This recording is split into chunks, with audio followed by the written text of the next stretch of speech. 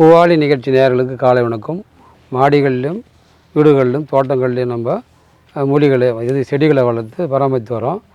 நம்ம இந்த பாரம்பரியம் மிக்க சித்திரகால் நமக்கு இனம் கண்டு அவங்க பல்லாண்டு காலம் உயிர் வாழக்கூடிய ஒரு சிறந்த மூலிகளை நமக்கு தேர்ந்தெடுத்து அதை நமக்கு மருத்துவம் அதோடைய வளரியல்பெல்லாம் கொடுத்துக்கிறாங்க. அதை நம்ம தினம் ஒவ்வொரு மூலிகளை பற்றி பூவாளி நிகழ்ச்சியில் பார்த்துட்டு வரோம்.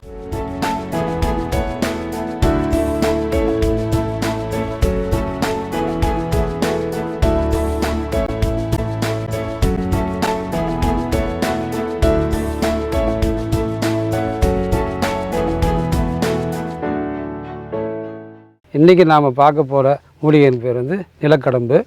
இது சாதாரணமாக ஒரு குறுஞ்செடி.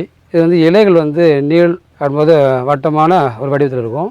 இது வேர்லேருந்தே இலைகள் இருக்கும். ஒரு 5 இலைகள் ஒரு 6 இலைகள் மேலே அந்த வேருக்குள்ளேருந்தே வரும். இது ஒரு சின்ன செடி இனத்தில் சேர்ந்தது. இதனுடைய மகத்துவம் என்பது இதனுடைய மருத்துவ குணம் அப்படின்னு நம்ம பார்க்க போகிறோம். அப்படி பார்க்கும்போது இதனுடைய மருத்துவ குணம் அபரிமிதமான ஒரு பலனை கொடுக்கக்கூடியது. அதனால் இந்த நிலக்கடம்பை என்ன மாதிரியெல்லாம் நம்ம பயன்படுத்திக்கலாம் அப்படின்போது இதனுடைய தன்மை என்னன்றதை நம்ம தெரிஞ்சுக்க போகிறோம். அப்படின்போது இந்த இலையை நம்ம நல்லா அரைச்சி கஷாயமாக்கி அப்படின்போது காலையில் அப்படின்போது 3 வேளை காலை மதியம் சாயங்காலம் 3 வேளையும் நம்ம சாப்பிட்டு வந்தோம்னா அப்படின்போது அஜீரண கோளாறு, தலைவலி, அதிக உஷ்ணம், வாய் கோளாறு அந்த மாதிரி பலவிதமான நோய்களை இது கட்டுப்படுத்தும். இந்த இலையை நம்ம ஒரு 50 கிராம் 50 இலையை தேங்காய் எண்ணெயில் நல்லா காய்ச்சி அதை பதமாக காய்ச்சி நம்ம வழுக்கை இருக்கக்கூடிய 50 இடத்துல தடவிட்டு வந்தோம்னா முடி முளைக்கக்கூடிய வாய்ப்பு இருக்குது. இது எல்லா விதமான உடலில் இருக்கக்கூடிய நோய்களையும் போக்கக்கூடியது. இதனுடைய இலை கஷாயத்தை நம்ம சாப்பிட்டு வந்தோம்னா உடலில் இருக்கக்கூடிய கிருமிகள், அது மாதிரி உடலில் இருக்கக்கூடிய கல்லீரல், மண்ணீரல் இருக்கக்கூடிய மாசுகளை அகற்றக்கூடிய ஒரு அற்புதமான மூலிகை இது.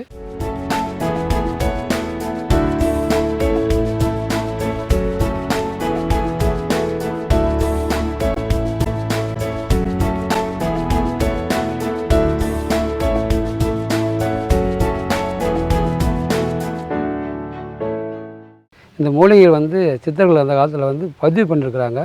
அதனால் இந்த மூலிகைகளை நம்ம இனங்கண்டு இதை மாடிகள்லேயும் அடுத்த வீடுகள்லேயும் தோட்டங்கள்லேயும் நம்ம எப்படி வளர்க்கலாம் போது பார்த்திங்கன்னா இந்த சிறிய இடத்துல சிறிய செடி அதிகமாக வளரக்கூடியதோ இல்லை காம்பு உலக கிடையாது. இதை நம்ம ஒரு சின்ன பாக்ஸ்லேயோ இல்லை அப்படின்போது ஒரு பிளாஸ்டிக் பாக்கெட்லேயோ இல்லை தொட்டிகள்லேயோ இதை வளர்க்கலாம். இது பார்ப்பதற்கு ரொம்ப அழகாக இருக்கும், எப்பவுமே பசுமையாக இருக்கும். இதிலேருந்து ஒரு காம்புகள் வரும். அந்த காம்புகளில் தான் அது பூக்கள், வெளிமையான பூக்கள் இருக்கும், அதில் தான் காய் இருக்கும். இதனுடைய இனவருத்தி நம்ம காய்கள் மூலிமா, பழங்கள், விதைகள் மூலிமா பயிர் வச்சுக்கலாம், அது மாதிரி உற்பத்தி பண்ணிக்கலாம். அதே நேரத்தில் இந்த செடி வேரோடும் பிடிங்கி நம்ம பாக்கெட்டில் போட்டு நம்ம பாதுகாத்து வச்சுக்கலாம். இந்த மாதிரி மூலிகைகளை நாம் மாடிகளில் நம்ம வளர்க்கும் போது நம்ம சமுதாயத்தில் இருக்கக்கூடிய இளைஞர்களுக்கு நம்ம தெரிஞ்சுக்கலாம். இதோட மூலிகை பற்றி தெரிஞ்சுக்கலாம், இதோட இனங்களை பற்றி தெரிஞ்சுக்கலாம், இதோட மருத்துவ குணங்களை பற்றி நம்ம தெரிஞ்சுக்கலாம். இது இந்த மூலிகை எவ்வளோ மருத்துவ குணங்களை நம்ம சொல்லிகிட்டே போனோம்னா டைம் இருக்குல்ல, அந்தளவுக்கு இந்த மூலிகையினுடைய சிறப்பு அம்சம் உண்டு.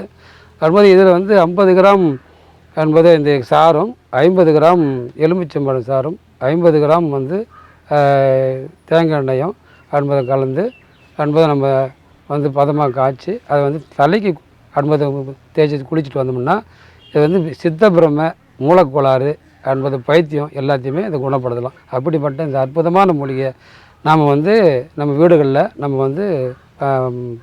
வளர்த்து வந்தோம்னாக்கா நமக்கு நம்முடைய சந்தைகளுக்கு ரொம்ப நல்லா இருக்கும். வரக்கூடிய இளைய சமுதாயத்துக்கு நம்ம சொல்லலாம். அதனால் இந்த மூலிகைகளை நீங்கள் எப்போதுமே வளர்த்து பயன்பெற்று அழிந்து வரக்கூடிய மூலிகளை பாதுகாத்து வந்தோம்னா அப்படின்போது நமக்கு எப்போதுமே நல்ல பலன் கிடைக்கக்கூடியது. இதை தான் நம்ம ஒவ்வொரு நிகழ்ச்சியிலையும் இந்த மூலிகளை பற்றி பூவாளி நிகழ்ச்சியில் சொல்லிட்டு வரோம்.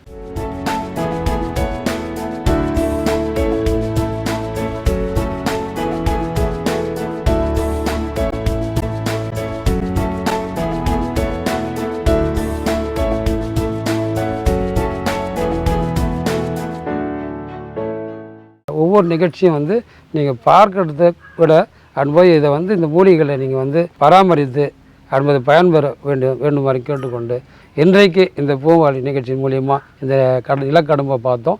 நாளைக்கு இன்னொரு மூலிகையோடு நாளைக்கு உங்களை வந்து பூவாளி நிகழ்ச்சியில் சந்திக்கிறேன். வணக்கம்.